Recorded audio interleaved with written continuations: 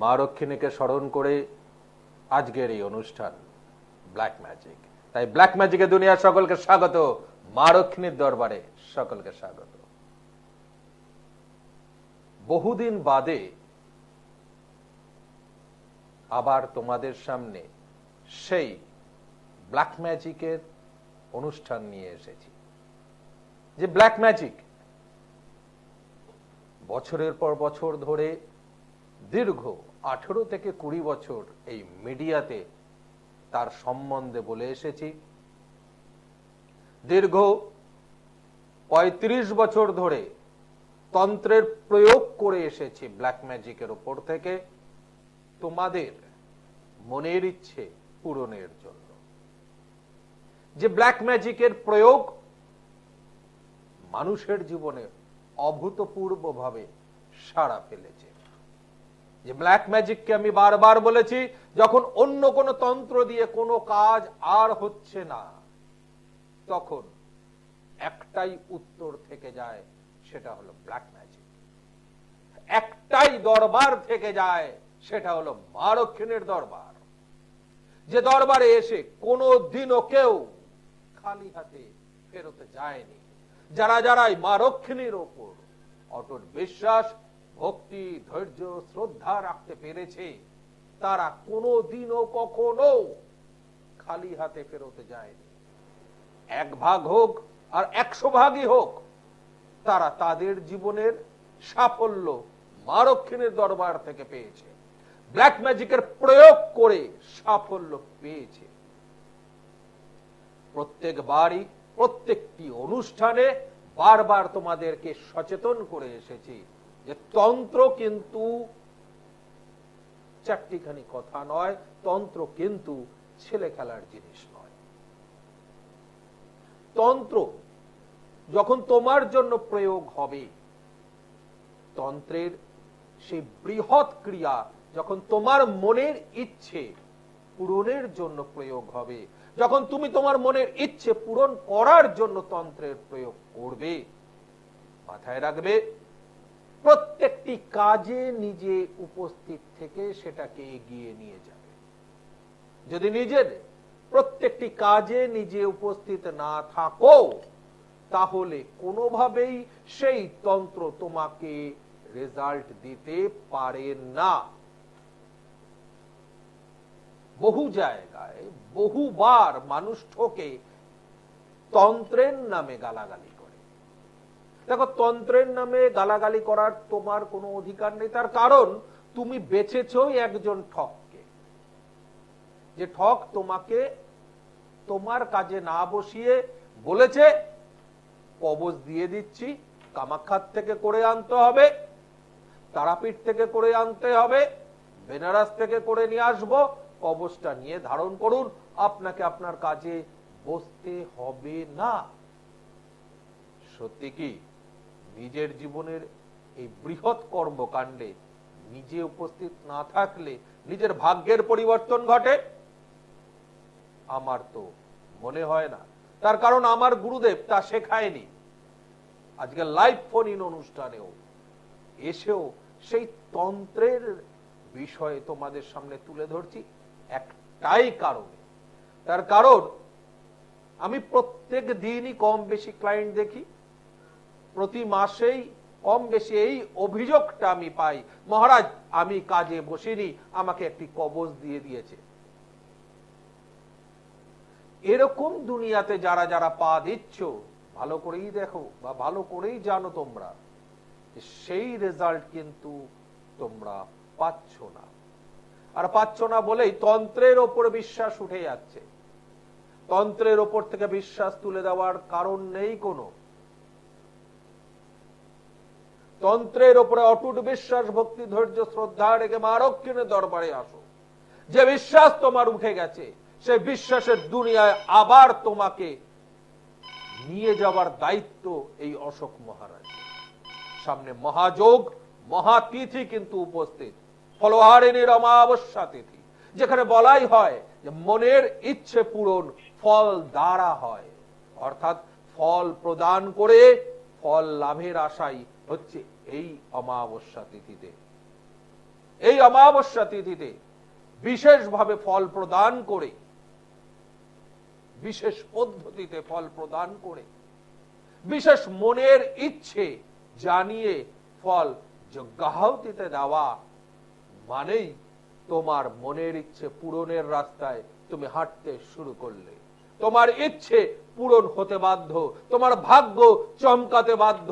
তুমি যতই কষ্টে থাকো না কেন, যতই সমস্যার মধ্যে জর্জরিত থাকো না কেন, যদি সঠিকভাবে এই ফলহারিণী অমাবস্যা তিথিকে কাজে লাগাতে পারো, তাহলে এই অমাবস্যার অমোঘ শক্তি তোমাকে তোমার ইচ্ছে পূরণের দুনিয়াতে নিয়ে যাবেই যাবে।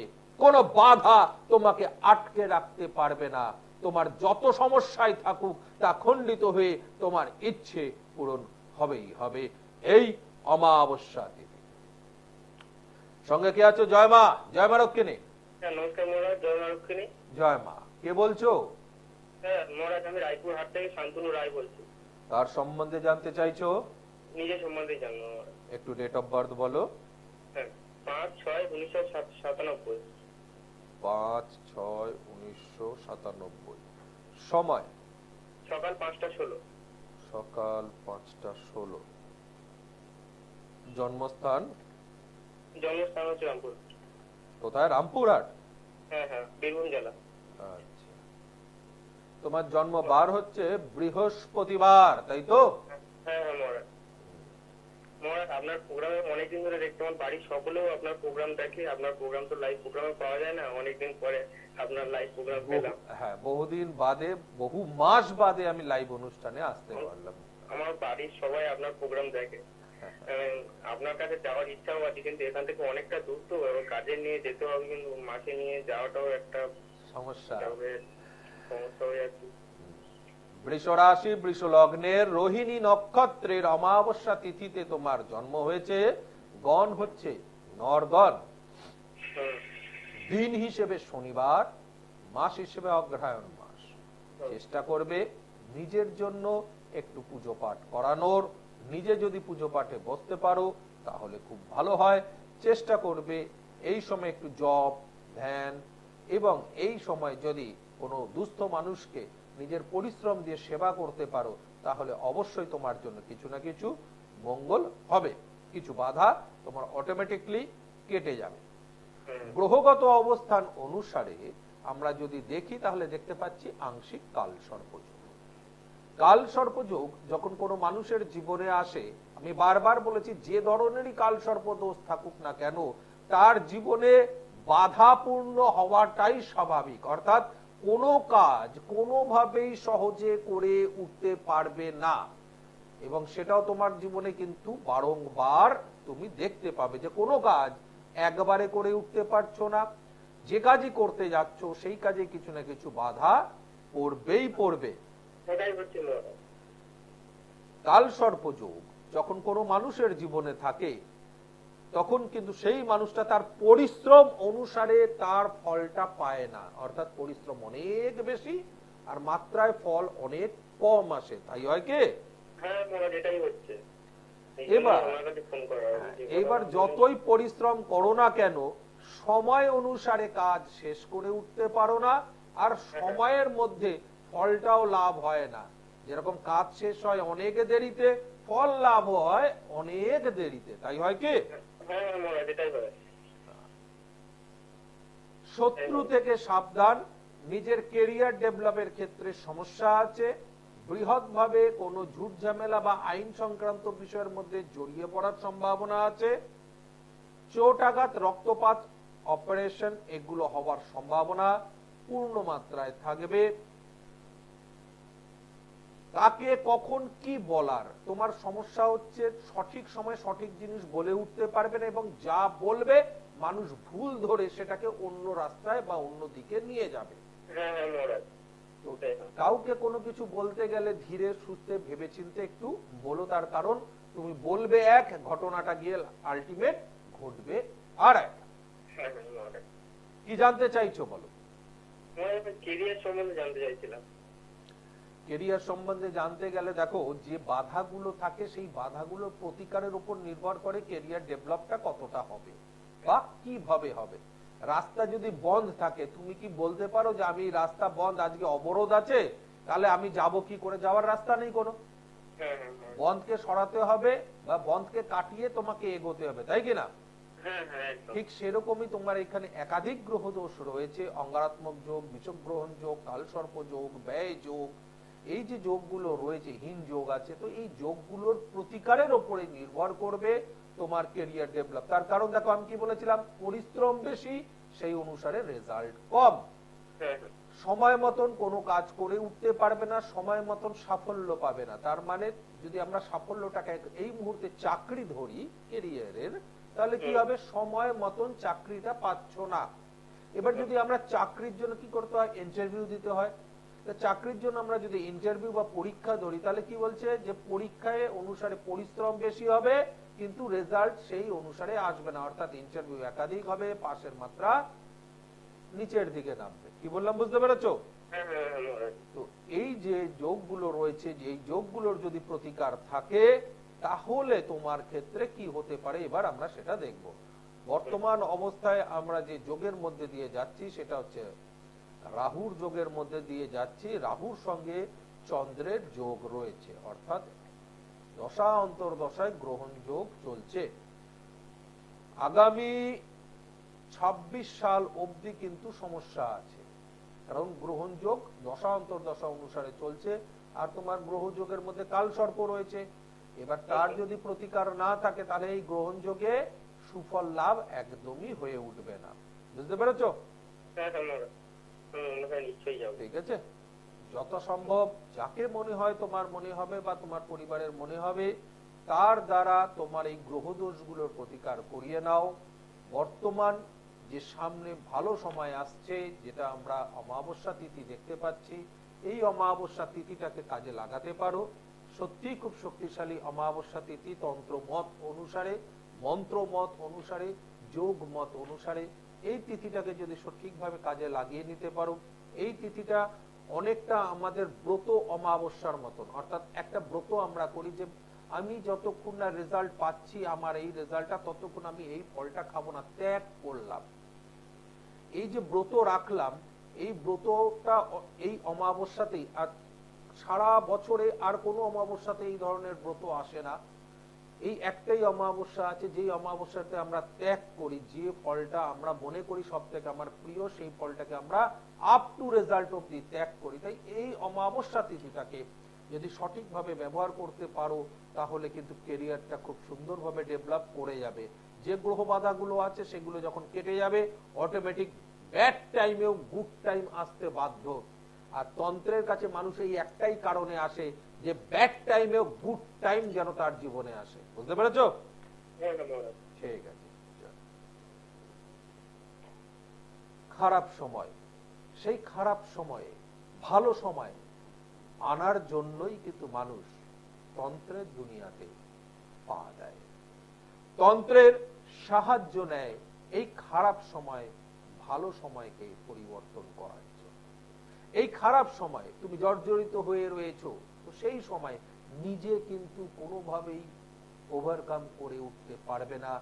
সময়ের আগে, সময়ের আগে ওভারকাম করতে হলে রয়েছে ব্ল্যাক ম্যাজিক, রয়েছে বিশেষ বিশেষ স্থিতি, রয়েছে বিশেষ বিশেষ যোগ, যেই যোগ, যে তিথির সমন্বয়ে প্রকৃতি নতুন ভাবে শক্তিশালী হয়ে ওঠে তন্ত্রের জন্য। আর সেই তন্ত্রের দুনিয়াতে যখন উপস্থিত থেকে তুমি নিজের মনের ইচ্ছে পূরণের জন্য নিজের হাতে আহুতি প্রদান করবে, নিজের মনের ইচ্ছে পূরণের জন্য নিজে যখন কর্মক্রিয়া করবে, নিজের মনের ইচ্ছে পূরণের জন্য যখন তুমি চালান প্রদান করবে, তখন সেই অদৃশ্য শক্তিরা তোমার মনের ইচ্ছে পূরণ করতে বাধ্য হবেই হবে। যত কঠিন সমস্যায় থাকুক না কেন, যত কঠিন অবস্থাতেই তুমি জর্জরিত থাকো না কেন, যদি সঠিকভাবে অটুট বিশ্বাস, ভক্তি, ধৈর্য, শ্রদ্ধা নিয়ে তুমি ব্ল্যাক ম্যাজিকের প্রয়োগ করতে পারো, মা লক্ষ্মীর দরবারে থাকতে পারো, তাহলে খালি হাতে ফেরত যাবে না। এ অশোক মহারাজ তোমায় গ্যারান্টি দিচ্ছে। যেরকম গ্যারান্টি আমি দিয়ে থাকি আমার কাজের, যে প্রত্যেকটি কাজে পুঙ্খানুপুঙ্খ ভাবে করা হয়, প্রত্যেকটি কাজে তোমাদেরকে উপস্থিত থাকতে হয়। বারবার কিন্তু অনুষ্ঠানে আমি জানিয়েছি, একটি যজ্ঞ, একটি ক্রিয়া দ্বারা কখনোই কোনো মানুষের দুর্ভাগ্যকে সৌভাগ্যে পরিণত করা যায় না। দুর্ভাগ্যকে সৌভাগ্যের জায়গায় নিয়ে যেতে হলে একাধিক তন্ত্র ক্রিয়ার প্রয়োজন, একাধিক যজ্ঞ ক্রিয়ার প্রয়োজন, একাধিকবার মন্ত্র জপের প্রয়োজন। সেই মন্ত্র জপ, সেই যজ্ঞাহুতি, সেই তন্ত্রের চালান, তন্ত্র ক্রিয়ার প্রয়োগ যদি না করা হয়, তাহলে কোনোভাবেই তোমার সেই মনের ইচ্ছে পূরণ হতে পারে না।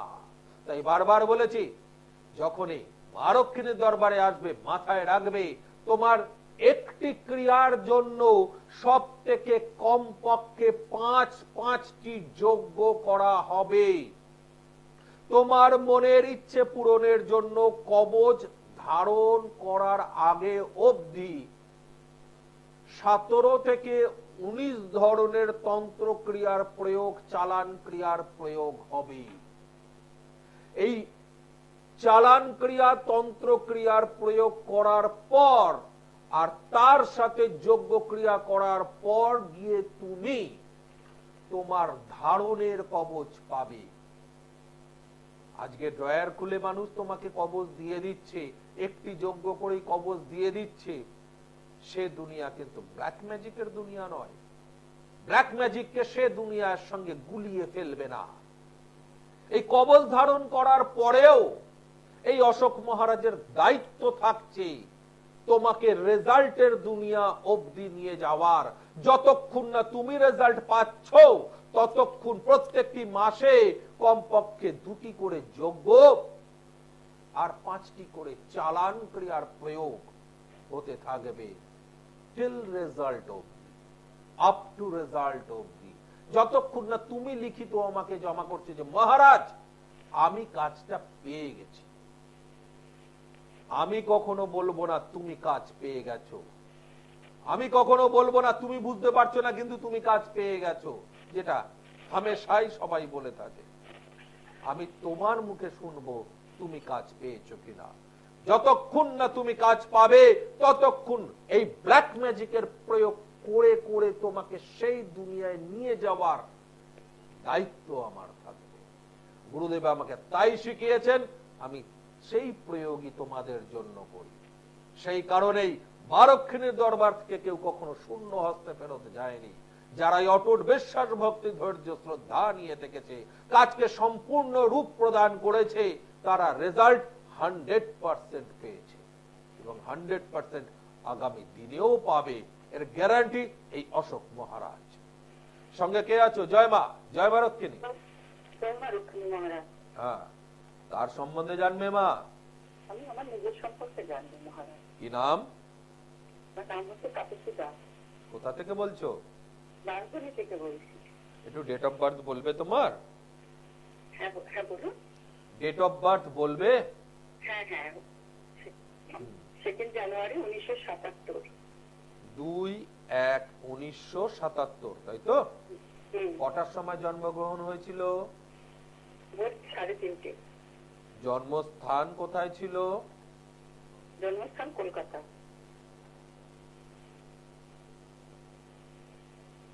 ভোর 3:30, তাই তো? হ্যাঁ হ্যাঁ। আচ্ছা,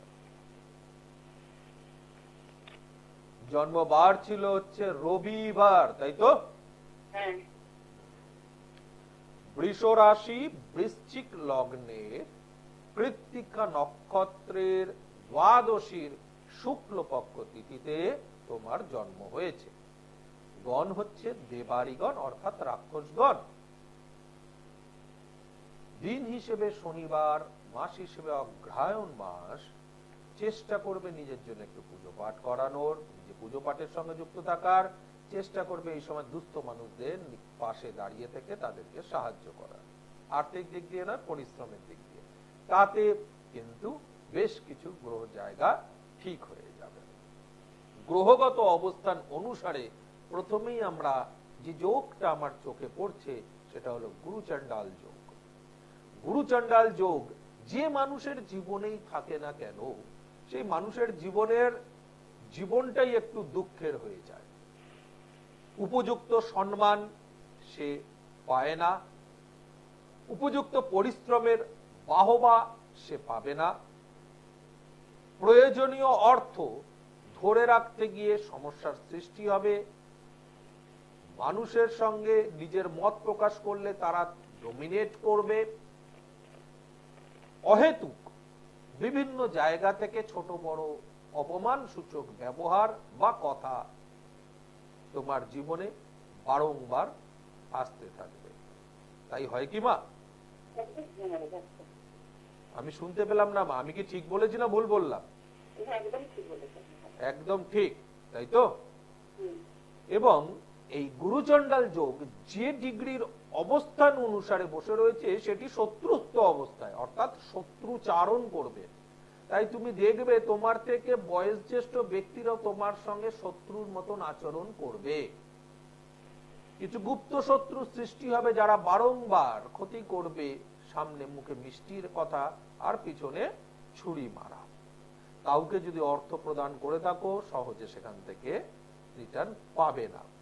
শরীরটা নিয়েও বেশ কিন্তু বেগ আসবে, অর্থাৎ শরীর নিয়েও বেশ কিছু সমস্যা দেখা দেবে।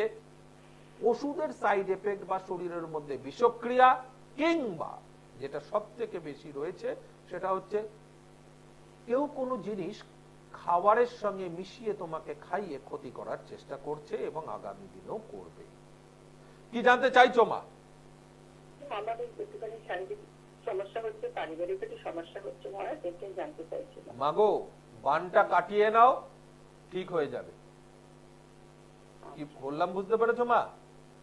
যদি সম্ভব হয় উপযুক্ত মানুষ দিয়ে তন্ত্রোক্ত পদ্ধতিতে ক্ষতিটা কাটিয়ে নাও মা। এই ক্ষতিটা কাটিয়ে নিলে শরীরটাও বেশ কিছু ঠিক হয়ে যাবে, আর ঘরোয়া যে সমস্যাগুলো তার দ্বারা সৃষ্টি হয়েছে সেগুলো কেটে বেরিয়ে যাবে। সামনে কিন্তু মা খুব সুন্দর দিন, ফলহারিণী অমাবস্যা। সে দিনটাকে উপযুক্ত ভাবে কাজে লাগিয়ে নাও। যে সমস্যার মধ্যে আছো আমি গ্যারান্টি দিচ্ছি মা, যদি সঠিকভাবে কাজ হয় রেজাল্ট তুমি হাতে হাতে পেতে শুরু করবে।